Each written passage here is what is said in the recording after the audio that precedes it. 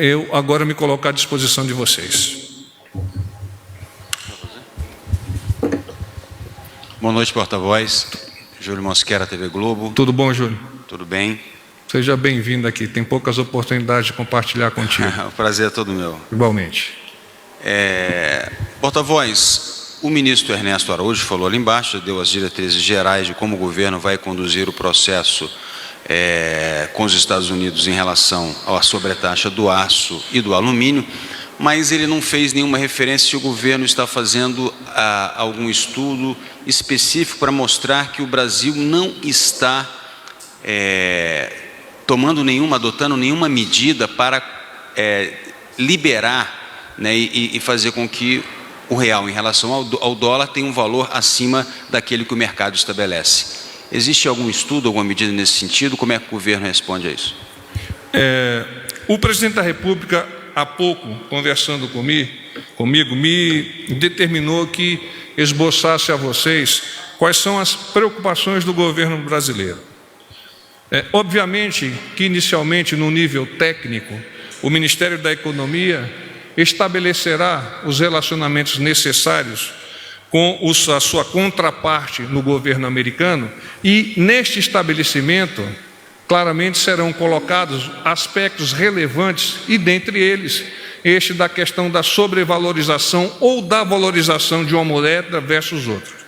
É claro que o presidente Bolsonaro entende isso como uma medida unilateral do governo dos Estados Unidos, mas ele tem a afinidade e a capacidade de estabelecer o diálogo direto com o próprio presidente Trump. No momento, não é esta a decisão do nosso presidente. Ele está, por meio do Ministério da Economia, fazendo com que as nossas ideias, as nossas posições sejam aclaradas e sejam discutidas entre os dois países.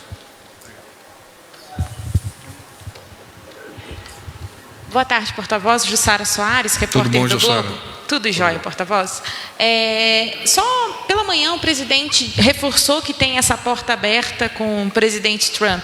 O que fez ele não ligar para o presidente Trump? Qual que é já que ele fala muito dessa proximidade, por que não ligar? Porque nós precisamos entender exatamente quais são os impactos da medida aplicada pelo governo americano sobre as taxações aqui de aço, alumínio, etc, etc.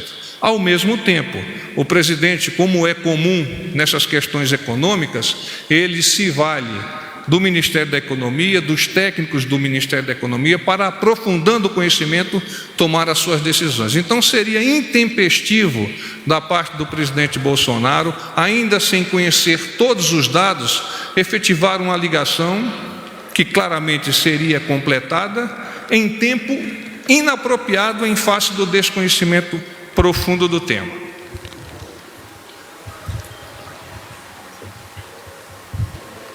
Boa noite, porta-voz, tudo bom? Ingrid Soares, do Correio Brasiliense. Tudo bom? Tudo. A respeito daquela tragédia que aconteceu em Paraisópolis, onde 9 pessoas morreram pisoteadas, eu queria saber se o presidente comentou alguma coisa a respeito da ação policial nesse caso. Ele, já pela manhã, já apresentou, já iluminou seus sentimentos em relação às perdas das vidas humanas, e hoje à tarde me colocou claramente que entende que a responsabilidade e o aprofundamento do fato e até a identificação dos responsáveis é dos órgãos de segurança pública do Estado de São Paulo. Não fez mais nenhum comentário, o que seria normal por tratar-se de um crime afeto aos estados. Na semana passada, o governador do Rio de Janeiro, o Witzel, ele entregou um ofício pedindo uma reunião com o Bolsonaro. Eu queria saber se tem alguma previsão disso acontecer. Não, o presidente Bolsonaro, como eu já vos vocalizei a semana passada, não encontrou ainda espaço na sua agenda, mas permitiu, ao menos da última vez que eu conversei com ele sobre isso, ou já identificou, que esse relacionamento, essa interlocução será realizada por meio do ministro que tem a responsabilidade de fazer a articulação política, qual seja o ministro Eduardo Ramos.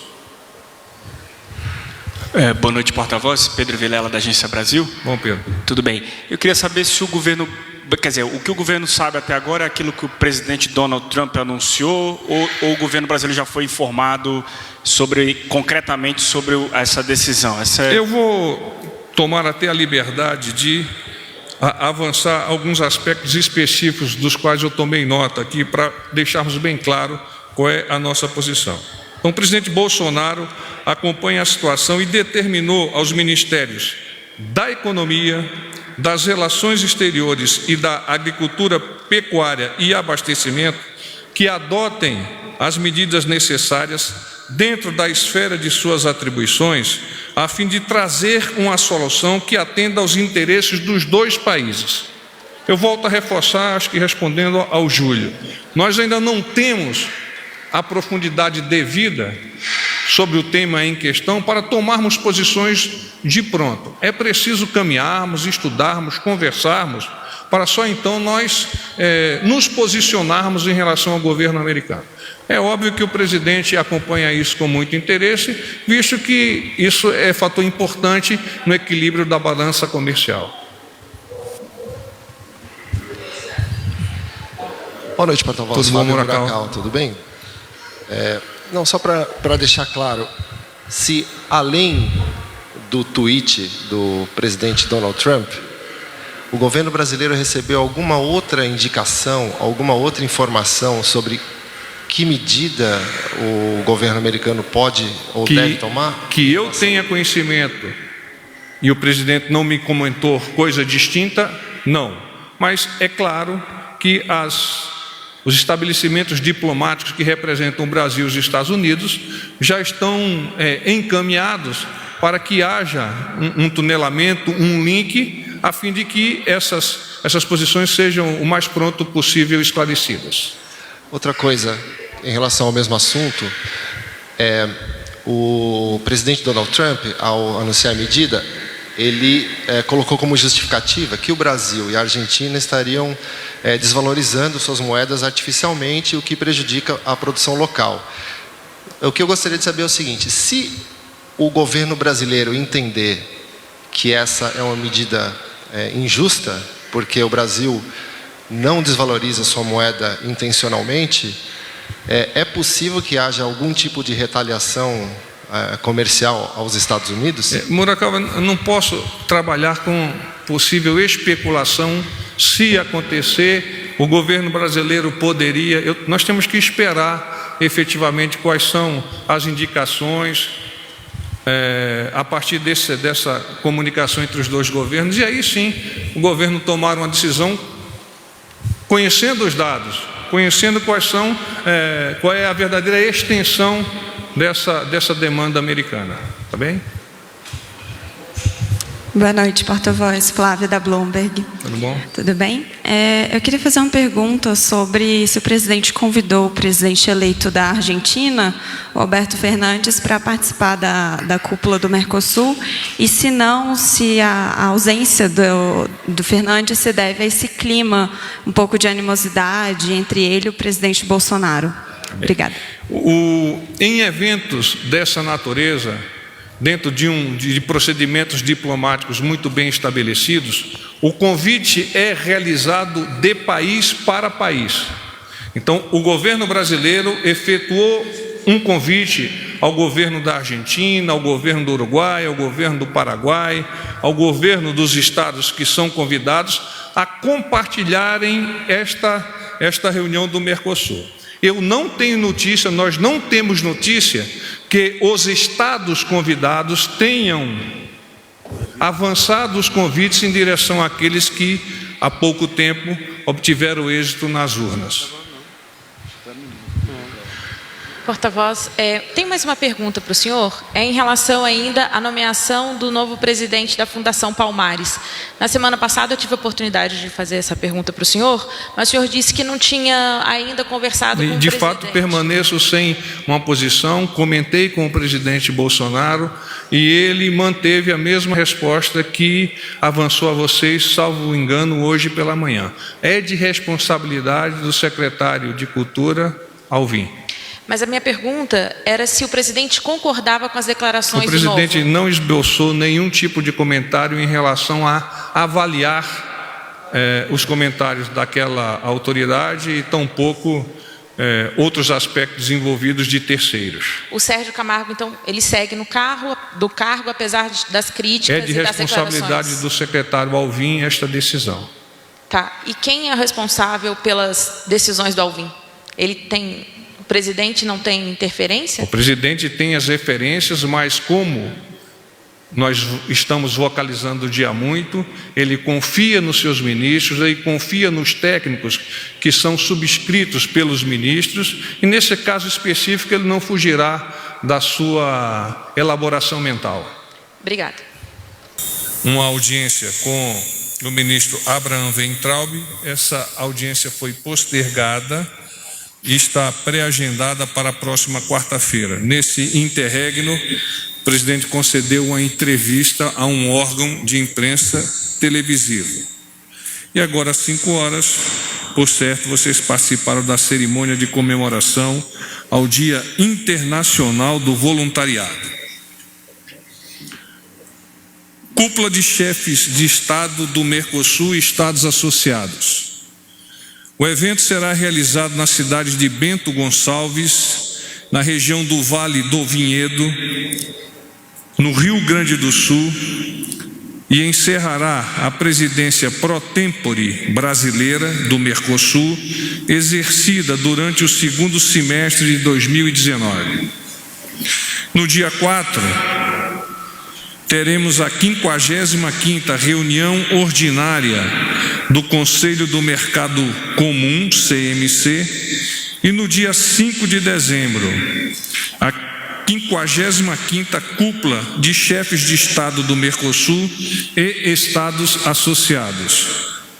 Também serão realizadas no período as seguintes reuniões do bloco. Dia 2, o Foro de Consulta e Concertação Política e reunião extraordinária da Comissão de Comércio do Mercosul. No dia 3, reunião extraordinária do Grupo Mercado Comum.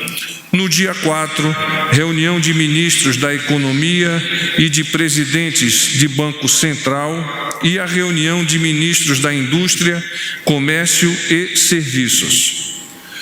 Durante a liderança do Brasil, o governo do presidente Jair Bolsonaro levou adiante uma agenda de modernização do bloco, resgatando a vocação original para o livre comércio e com foco no aumento da competitividade das economias dos países sócios, com a maior participação nas cadeias globais de valor. Um dos principais eixos da presidência brasileira foi a agenda externa do Mercosul, em sua dimensão tanto extra quanto intrarregional. Neste sentido, destaca-se a conclusão dos acordos com a União Europeia e com a Associação Europeia de Livre Comércio. Ao final da cúpula, os presidentes deverão emitir, entre outros, as seguintes declarações: desenvolvimento sustentável, onde aparece a defende a compatibilidade entre o crescimento econômico e a preservação ambiental e reafirma o princípio da soberania sobre os recursos naturais e manifesta a solidariedade dos demais países do Mercosul ao Brasil pelo derramamento de petróleo na costa do Nordeste. Combate aos ilícitos no Mercosul. Reafirma o compromisso dos Estados-partes de combater de forma coordenada o crime organizado transnacional. Caminho das missões. Explora de forma integrada o grande potencial turístico das antigas missões jesuíticas nos territórios dos países do Mercosul e da Bolívia para a atração de turistas, em especial de outras regiões do mundo. Combate à corrupção no comércio exterior. Compromisso de alto nível para combater a corrupção no comércio exterior, com foco no suborno. Ao final da cúpula, o presidente Jair Bolsonaro passará a presidência do bloco ao presidente Mário Abdo Benítez, do Paraguai, que a exercerá durante o primeiro semestre de 2020. Ministério da Economia. A Secretaria de Coordenação e Governança do Patrimônio da União do Ministério da Economia autorizou a doação com encargos de áreas da União nos estados do Rio Grande do Sul e Rio de Janeiro para regularização fundiária. As iniciativas foram deliberadas pelo Comitê Central de Alienação de Imóveis da União, criado pela SPU em julho deste ano, com o objetivo de dinamizar os processos de alienação de imóveis, seguindo a nova diretriz de racionalizar o uso dos bens públicos, dando-lhes a devida destinação.